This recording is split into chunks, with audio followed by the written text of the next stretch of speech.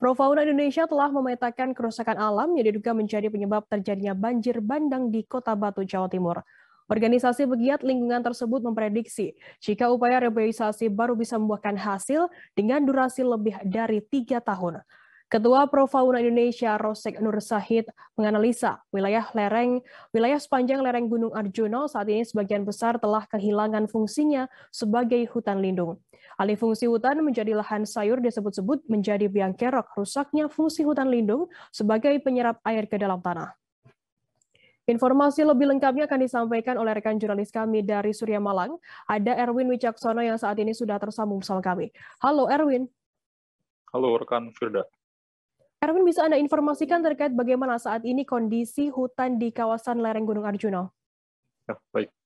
Berdasarkan informasi yang kami dapat dari Ketua Profauna Indonesia, Rosek Nur Sahid, mengatakan bahwa 90% wilayah lereng Gunung Arjuna yang tersebar di beberapa kota dan kabupaten seperti Kota Batu dan Kabupaten Malang, 90% telah beralih fungsi bukan lagi menjadi hutan lindung, namun menjadi lahan pertanian sayur seperti itu.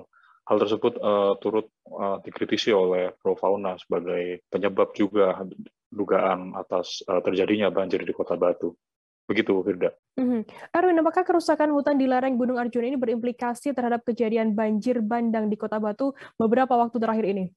Berdasarkan survei lapangan yang dilakukan oleh Profauna sendiri bersama pegiat-pegiat lingkungan lain, organisasi tersebut menduga secara kuat dugaan satu-satunya yang mencuat saat ini adalah alih fungsi lahan yang terdapat di lereng Gunung Arjuna seperti itu.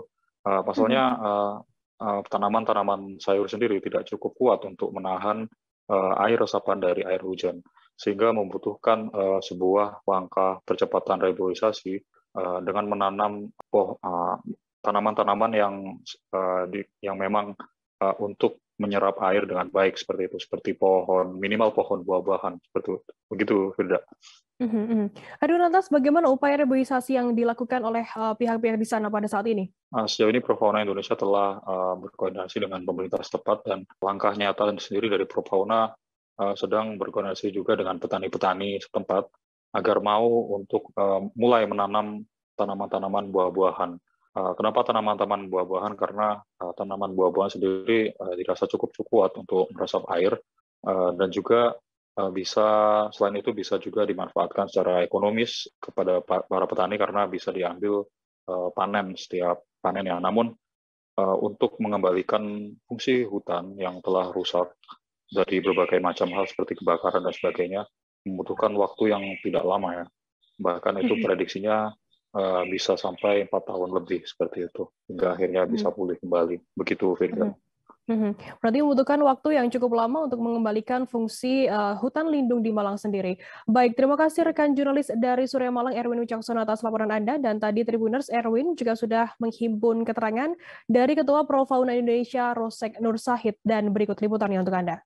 Barusan kami menyusuri sumber masalah, jadi kami coba urut asal airnya dari mana gitu kan. Jadi kesimpulan kami, karena tadi saya naik juga sama tim perhutani ya, kesimpulan sementara adalah begini, ada beberapa hal penyebab. Satu, memang di hutan lindung yang di atas dan juga di hutan produksi, itu kan sudah ditanami banyak sayur. Ya, terutama di hutan lindung. Hutan lindung yang seharusnya menjadi tegaan hutan, tegaan pohon yang menyerap air, mencegah longsor, itu sudah menjadi sayur. Akibatnya apa? Ya, air tidak ada yang menyerap ke dalam tanah, tidak ada sistem perakaran yang menyerap sehingga langsung mengalir dengan deras, turunlah ke ceruk-ceruk sungai yang kering. Ya, kemudian yang kedua, di beberapa tempat tuh ada pohon-pohon yang tumbang, yang dulu kebakaran, dan itu menyumbat. Kesimpulan pokoknya adalah ini tidak terlepas dari fungsi hutan lindung yang sudah melemah, yang sudah berubah dari pohon-pohon kayu, ya, pohon rimba menjadi tanaman sayur. Yang jelas, yang pertama kita akan melanjutkan rehabilitasi.